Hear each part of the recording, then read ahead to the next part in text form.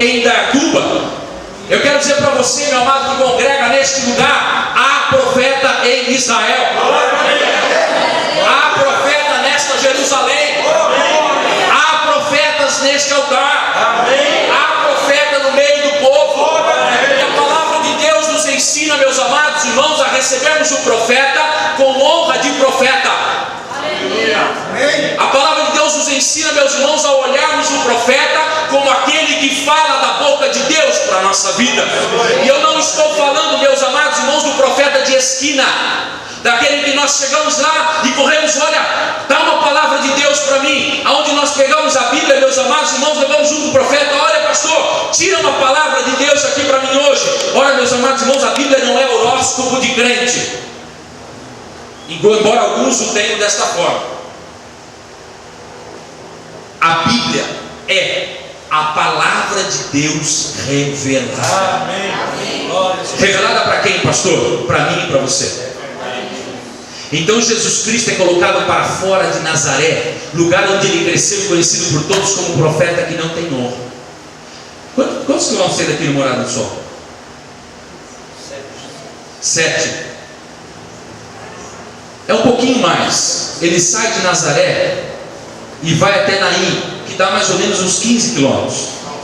Salto, isso? Então ele sai daqui e vai para Salto. É mais ou menos essa distância. Ele sai de Nazaré e vai para Naim. Naim quer dizer prazer. E quando ele está, meus amados irmãos, ele não foi sozinho, ele foi com os seus discípulos e uma multidão o seguiu. E quando ele está chegando, meus amados irmãos, em Naim, ele se depara, meus amados irmãos, com uma coisa triste. Ele se depara, meus amados, com um cortejo fúnebre. Ele se depara, meus amados, com uma multidão que saía à porta da cidade para enterrar um jovem que acabava de falecer. Diz a palavra, meus amados irmãos, que esse jovem que morreu era o quê? Filho único. Me ajuda aqui a pregar, irmão. Era filho único. A palavra de Deus não está falando, meus amados, do 5º filho de uma mulher. Não está falando do 2º filho de 5. A palavra de Deus está falando do único filho de uma mulher viúva. Uma mulher, meus amados irmãos, que já havia passado por uma circunstância semelhante a essa que ela estava passando agora. E eu pergunto para você, será que esse momento que ela estava vivendo era triste? O que você acha? Muito triste. Porque ela já tinha provado disso. Ela tinha provado disso. E Jesus, meus amados, ele se depara exatamente com essa circunstância. Exatamente com este momento, meus amados irmãos, da palavra, aonde ele se encontra com aquela mulher, a multidão, levando o seu filho para ser sepultado. Atente para algumas coisas, meus amados irmãos. Agora eu vou começar a pregar na igreja. Atente para algumas coisas. Essa mulher teve que enfrentar algumas coisas, meus amados, até este momento. Naquela época, meus amados, o velório não era como nos dias de hoje. 24 horas, vai lá e enterra. Não. Um velório durava 3 dias. 3 dias era o tempo de duração de um velório. Quando alguém morria, eram 3 dias que ele ficava sendo sepultado. E sabe onde ele era sepultado? Onde ele era velado? Dentro da própria casa da pessoa. Alguém já passou? Isso não é muito longe não, irmãos. Alguém já passou um tempo atrás aí de ter o corpo de alguém velado dentro da própria casa? Já? Então veja, isso não era privilégio só daquela época, de 2000 e poucos anos atrás. Isso aconteceu até recentemente.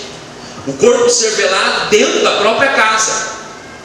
E ele ficava 3 dias, meus amados irmãos, porque havia uma corrente judaica, eram 3: fariseus, saduceus e essênios. Havia uma corrente judaica, meus amados irmãos, que eram os fariseus. Eles acreditavam que depois que a pessoa morria, o espírito dela ficava pairando por cima dela. Então, durante o período de 3 dias, poderia voltar na pessoa e ela ressuscitava. Por essa razão, Jesus Cristo vai ressuscitar a Lázaro no quarto dia. Ele vai no quarto dia, meus amados, para anular qualquer conhecimento de sabedoria humana e qualquer doutrina contrária à palavra de Deus. Ora, meus amados, os fariseus foram aqueles que deram origem ao espiritismo. Acreditavam na reencarnação, na volta dos espíritos ao corpo. Então Jesus vai ressuscitar Lázaro no quarto dia. Ele podia ter ido no primeiro, pastor? Claro que podia. No segundo também no terceiro. Mas se ele fosse em qualquer um desses dias, alguém iria dizer: não fez milagre nenhum. Era o espírito da Lázaro, assim, voltou, ressuscitou. Ele vai no quarto dia. Aleluia. 3 dias, meus amados, esta mulher ficou com o seu filho, talvez ali na sala, talvez no átrio da casa, não sei aonde. E um monte de amigos e uma multidão ali com ela. Isso, filho, deixa assim o som agora. Agora eu gostei. Não regule mais, tá bom? É que eu grito mesmo que é para acordar o povo. Amém. Aqueles amigos com ela, meus amados irmãos. Então chegou a hora de sepultar. Vamos sepultar, vamos para fora. Então, meus amados, essa mulher, ela precisou passar por 3 portas. A primeira porta que ela passa, igreja, é a porta da sua casa. É o momento em que ela sai, meus irmãos, da sua zona de conforto. É o momento em que ela sai do seu lugar de segurança, de confiança. É o lugar que nós temos, meus irmãos. A nossa casa é este lugar. Quando você não está passando muito bem fora de casa, qual é a primeira coisa que você quer fazer? Você não vê a hora de chegar em casa. Quando você pensa em dormir fora, meu irmão, meu Deus, vou dormir fora da minha cama. O que mais queria era da minha caminha nessa hora. Ai, que saudade da comida da minha esposa. Fala, Deus. Está difícil os homens aqui. Ai, que delícia voltar lá para o aconchego, meus irmãos. O nosso lar é um lugar de segurança para nós. Amém. Acontece qualquer entreveiro aí na rua, meus irmãos, a gente foge para dentro de casa, né? A gente vai para dentro de casa e se esconde. Se duvidar muito, vai para trás da porta, no quarto, com a luz apagada. E se a coisa apertar, a gente entra embaixo da cama. Para nós é um lugar de segurança. É ou não é, igreja? Amém. E aí o que acontece, meus irmãos? Ela sai desse lugar de segurança e ela passa pela primeira porta. A primeira porta da tua vida, meu irmão, é você sair da sua zona de conforto. É sair daquele lugar que você acha que você está seguro. Então ela passa pela segunda porta. Qual é a segunda porta, pastor? É a porta da cidade. O que é a porta da cidade, pastor? É a hora em que eu saio do lugar onde eu estou fechado em 4 paredes, e que só eu e aqueles que estão comigo me conhecem, e passo, meus irmãos, para uma segunda porta, ou seja, para a cidade, aonde todos agora passam a me conhecer. Então sabem quem eu sou, sabem aonde eu trabalho, sabem que hora eu levanto, que hora eu deito, como eu me visto, o que eu falo, quem anda comigo, quem são minha família. Passam a me conhecer. É a hora que eu me dou, meus irmãos, a conhecer por aqueles que estão na porta da cidade. E eu diria para os irmãos, não é fácil. Às vezes nós ouvimos alguma coisa assim: pastor, o senhor fala isso porque o senhor não sabe o que é aquele homem dentro de 4 paredes. O pastor já pensa rapidinho, ele é uma bênção. Não sei se é o que a irmã está querendo dizer. Pastor, o senhor não sabe o que é aquela mulher quando eu chego do trabalho. O pastor rapidamente pensa, é uma bênção, não é? Às vezes está lá com a roupinha limpinha em cima da cama, pronto, esperando o maridão chegar, tirar a roupa do trabalho, tomar um banho e ficar cheiroso. Fala, Deus. Mas são algumas circunstâncias, meus amados, em que nós saímos daquele lugar e vamos para um lugar que todos aqui nos conhecem.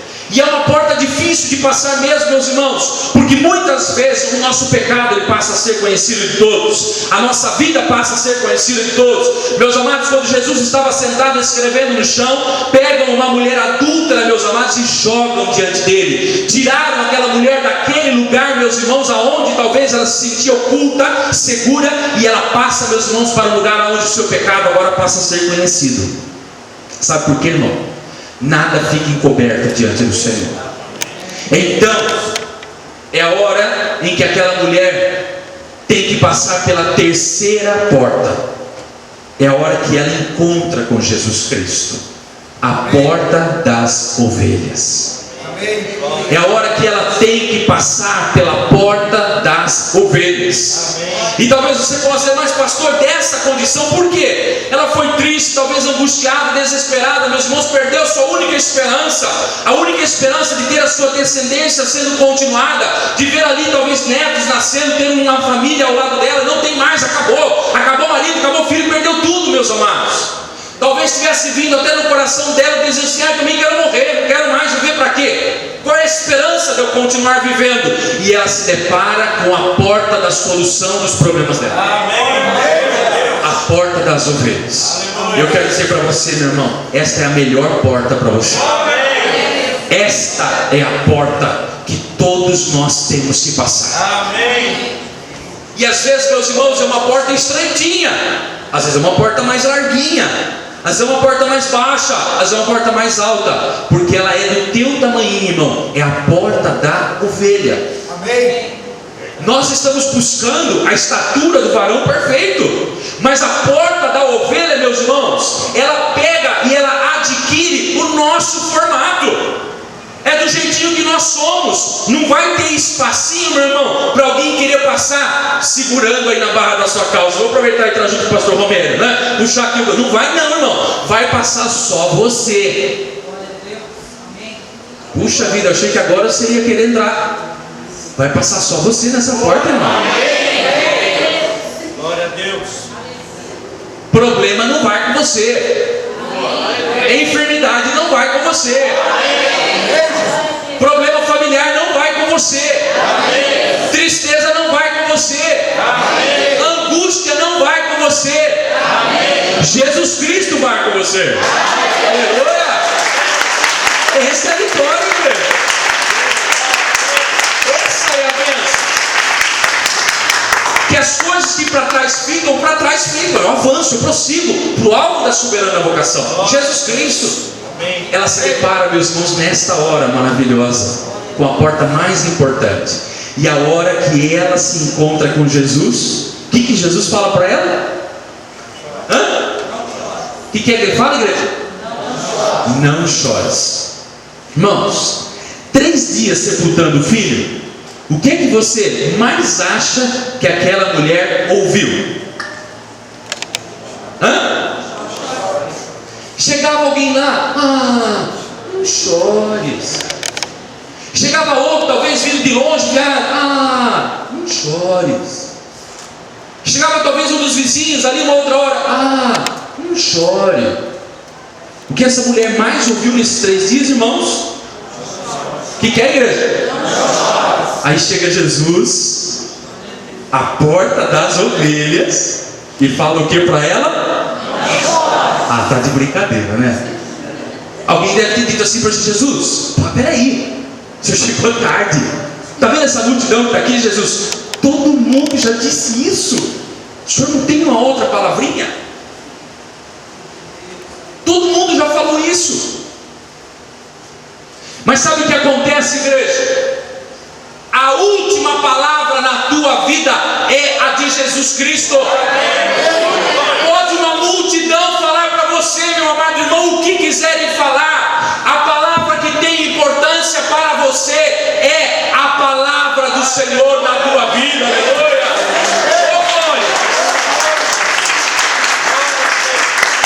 Fala para você que você não tem esperança. Fala para você que você não tem valor. E Jesus fala para você: eu sou a esperança. Jesus fala para você: você vale mais do que o mundo inteiro. Jesus só fala maravilhas acerca de você, meu amado irmão. Mas pastor, como é que não chores pode ser algo maravilhoso? Claro que é, meu irmão, porque foi a palavra dele para a tua vida. Sabe o que acontece, meu amado irmão? E se você puder, agora eu queria que você olhasse para mim aqui neste altar. O inimigo da tua vida, quando se apresenta diante de você, é para dizer para você que você não vale nada.